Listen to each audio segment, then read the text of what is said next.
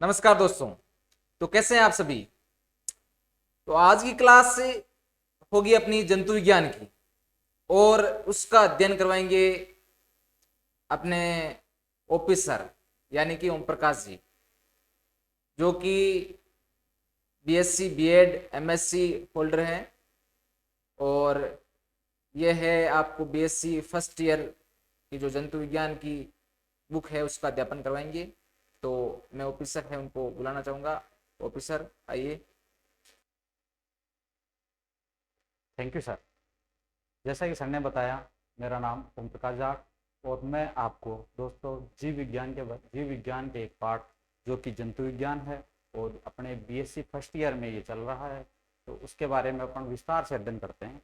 आइए दोस्तों।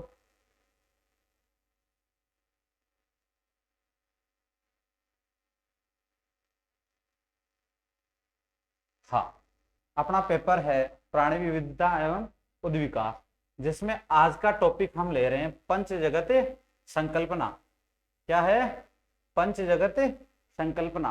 ये संकल्पना आपको पता है दोस्तों किसने दी? रॉबर्ट एच विटेकर, जो कहाँ के प्रोफेसर थे? कॉर्नेल विश्वविद्यालय में ये प्रोफेसर थे। तो इन्होंने 1924 से लेकर के 1980 तक इनका क्या रहा? कार्यकाल रहा। और इन्होंने क्या किया? पहले जीवों को, जैसे जीवों में आ गई वनस्पति, आ गई पादप, आ गए जंतु, आ गए, ये सभी क्या आ गए? जीवों में आ गए। तो इनको वीटेकर साहब ने क्या किया कि 5 जगतों में डिवाइड किया। 5 जगतों में डिवाइड इसलिए किया कि पहले वनस्पति जगत और सिर्फ जंतु जगत, दो ही जगतों का विस्तार पूर्वक अध्ययन करते थे। लेकिन जैसे बैक्टीरिया रह गया, फंजाई रह गया और भी कुछ एनिमल्स वगैरह रह गए, तो वो इन दोनों के अंदर ही उनका अध्ययन करते थे। लेकिन वो सरासर क्या था? गलत था। तो इन्होंने अपनी पंच जगत संकल्पना दी और पंच जगत संकल्पना में इन्होंने जीवों को कितने भागों में बांटा? 5 भागों में। पहला पार्ट है मोनेरा में, दूसरा है प्रोटिस्टा, दूसरा कौन सा है? प्रोटिस्टा, तीसरा है प्लांटी, चौथा है फंजाई और लास्ट है एनिमेलिया। लास्ट क्या है? एनिमेलिया। ये देखो प्रोटिस्टा में क्या है? प्रोटिस्टा में प्रोटिस्टा जीव आ गया और संकोशिकीय जीव आ गए। इसमें फिर थर्ड है प्लांटी का आ गया। तो प्लांटी में जो भी संपूर्ण पादप हैं जिनमें क्लोरोफिल वगैरह पाया जाता है, प्रकाश संश्लेषण करते हैं, स्व पोषण करते हैं, ये सारी क्रियाएं किसमें होती हैं? पादपों में। अब नेक्स्ट है फंजाई। फंजाई कैसा है? ये है विषमपोषी जीव है, जो किसके ऊपर निर्भर करता है? दूसरे जीवों से ये अपना पोषण करता है। और ये क्या है? विषमपोषी जीव है। तो अपन नेक्स्ट बढ़ते हैं आगे। 5 जगतों में इन्होंने डिवाइड कर दिया। पहला जगत अपन पढ़ेंगे मोनेरा के बारे में। किसके बारे में पढ़ेंगे? मोनेरा के बारे में। मोनेरा के बारे में सबसे पहले मोनेरा जगत का नाम दिया था किसने? Ernest Haeckel. अर्नेस्ट हेकल नामक वैज्ञानिक ने क्या किया? इसका नाम दिया। किसका नाम दिया? मोनेरा जगत का नाम किसने दिया? अर्नेस्ट हेकल ने दिया। एग्जाम में आ जाता है कभी ऑब्जेक्टिव टाइप, तो दोस्तों आप इसको याद कर रखोगे। ठीक है, अपन आगे बढ़ते हैं। इसमें बैक्टीरिया व नील हरित शैवालों को क्या किया? इसने शामिल किया। इन जीवों में क्या होता है? लवक, माइटोकॉन्ड्रिया, अंतःप्रद्रव्य जालिका का क्या होता है? अभाव होता है। नेक्स्ट इसने बताया कि इनकी कोशिकाओं में उपस्थित डीएनए पदार्थ आवरणबद्ध न होकर के संपूर्ण कोशिकाओं में क्या होता है? बिखरा हुआ रहता है, अर्थात इसमें कोई आवरण नहीं पाया जाता है, जिसके कारण जो डीएनए है, आनुवांशिक पदार्थ, वो कहां पे होगा? संपूर्ण कोशिका में फैला हुआ रहता है। फिर हेकल साहब ने बताया कि इसमें समसूत्री विभाजन नहीं होता है। समसूत्री विभाजन इसलिए नहीं होता है कि इसमें जो गुणसूत्र हैं, क्या है? गुणसूत्र, गुणसूत्र हैं, वो क्या नहीं होते हैं? स्पष्ट नहीं होते हैं। और स्पष्ट नहीं होने के कारण, स्पष्ट नहीं होने के कारण क्या होता है? इसमें समसूत्री विभाजन नहीं पाया जाता है। और इन जीवों, नेक्स्ट है, इन जीवों में लैंगिक जनन की क्रिया भी नहीं होती है। सेक्सुअल रिप्रोडक्शन का क्या होता है? अभाव होता है। ठीक है, अब पढ़ते हैं मोनेरा की विशेषताएं। मोनेरा के जीवों की क्या क्या विशेषताएं। पहला है, ये क्या होते हैं, असीम केंद्र की। क्या होते हैं, असीम केंद्र की। असीम केंद्र की का मतलब इसमें केंद्रक आवरण नहीं पाया जाता है, यानी स्पष्ट केंद्रक नहीं पाया जाता है। दूसरा है केंद्रक व कोशिकांगों का अभाव।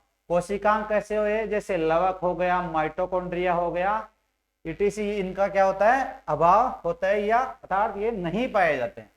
सेकंड है इसकी विशेषता, इसमें कसाव कैसे होते हैं, ठोस।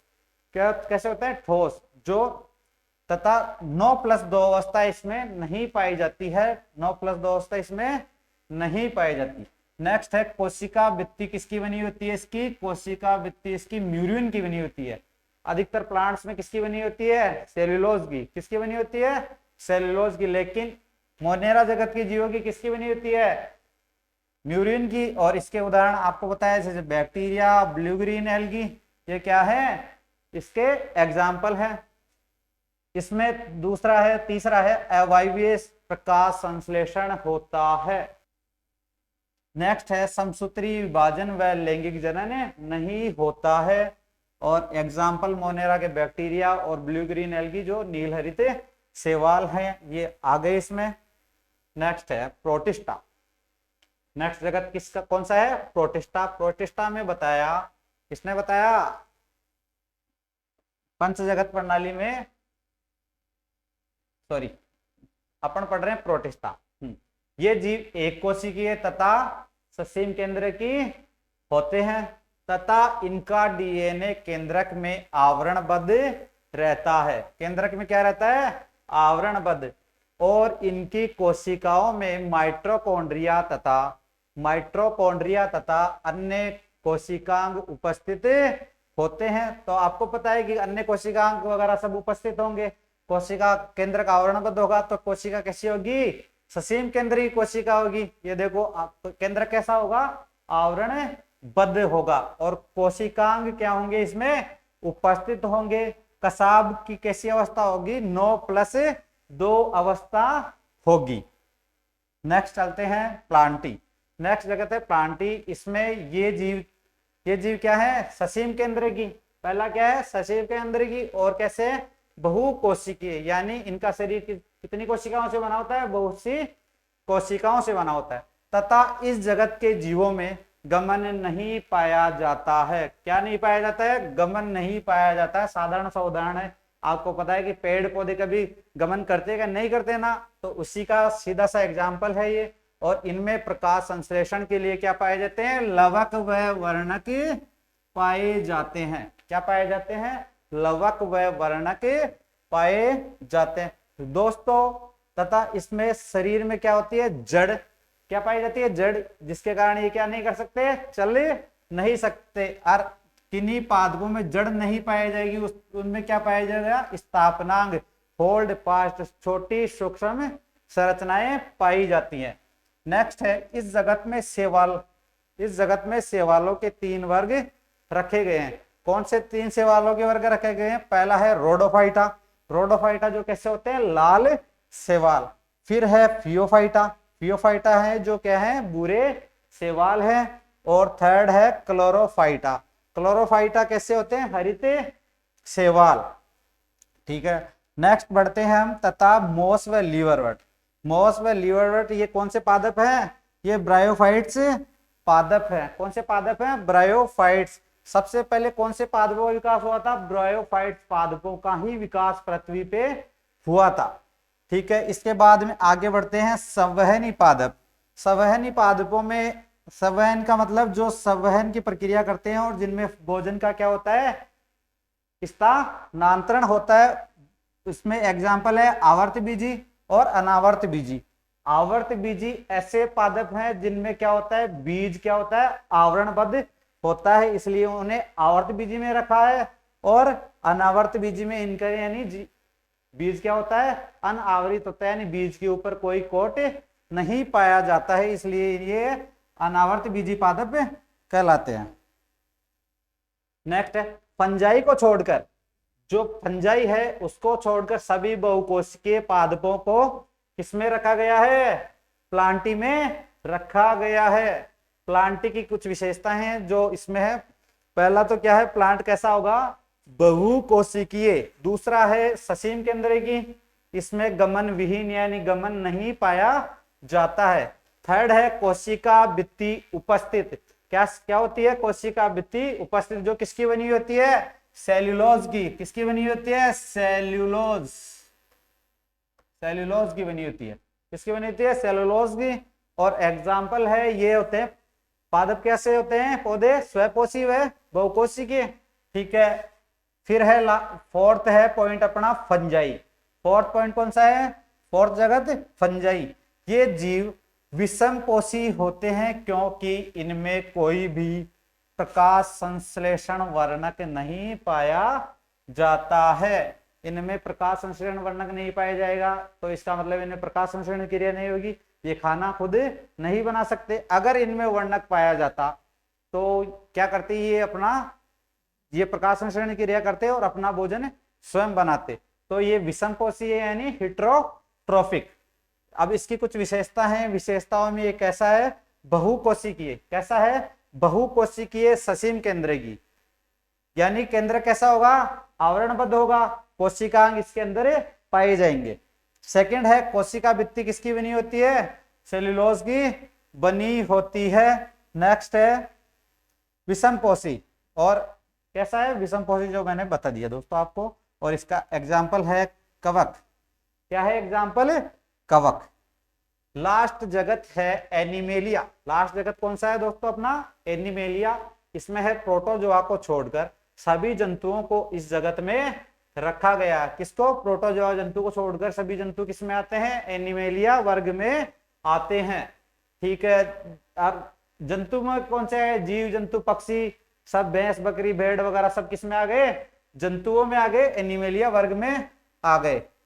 ठीक है, इसमें इन जंतुओं में गमन पाया जाता है। आपको पता है जंतुओं में अपन भी आ गए, तो अपन क्या करें, जैसे मैं चल रहा हूं तो पैरों से चल रहा हूं, इसके लिए अपने लिए क्या है, पैर आ गए, पैरों का विकास हुआ अपने में। तो अपने में क्या आता है, जंतुओं में गमन की क्रिया पाई जाती है। जो गमन की क्रिया है ये किसके द्वारा होती है, क्वेश्चन वेरी मोस्ट है, एग्जामों में पूछ लिया जाता है अक्सर। तो मैं बताऊं अपने में गमन किसके द्वारा होता है, पेशियों के द्वारा। और अगर गति पूछे तो अपनी गति होगी पेशीय गति। कैसी गति होगी, पेशीय गति। अब विशेषताओं में आ जाओ दोस्तों। विशेषताओं में है ये जीव कैसे होते हैं, बहुकोशिकीय। कैसे होते हैं, बहुकोशिकीय, यानी शरीर बहुत सी कोशिकाओं का बना हुआ होता है। कैसा होता है, ससीम केंद्र की, केंद्रक आवरणबद्ध होगा, केंद्र के अंदर डीएनए होगा, आनुवांशिक पदार्थ उसमें उपस्थित रहेंगे। आनुवांशिक पदार्थ जिसमें उपस्थित होते हैं उसे क्या कहते हैं, डीएनए डीऑक्सीराइबोज न्यूक्लिक एसिड। अब है दूसरा है कोशिका कला उपस्थित तथा कोशिका भित्ति अनुपस्थित। इसके ऊपर क्या पाई जाती है, कोशिका कला यानी कोशिका मेम्ब्रेन, सेल मेम्ब्रेन पाई जाती है, जो क्या करती है, बाह्य आघातों से रक्षा करती है और एक कोशिकाओं को एक निश्चित आकार प्रदान करने का कार्य करती है। और पदार्थों का विटामिन का आदान प्रदान के लिए भी काम में आती है। अब नेक्स्ट है प्रकाश संश्लेषण नहीं होता तथा ये विषमपोषी होते हैं। तो आपको पता है दोस्तों, अपने में प्रकाश संश्लेषण होता तो अपन किसी दूसरे जीवों पे या पेड़ों पे, भैंस बकरियों पे, इनके ऊपर निर्भर थोड़े रहते हैं अपन। तो इसका मतलब अपन क्या है, विषमपोषी है। सीधा सा एग्जाम्पल है आपके सामने। और इसका एग्जाम्पल आ गया किसका, एनिमेलिया का। सभी जंतु प्रोटिस्टा को छोड़कर।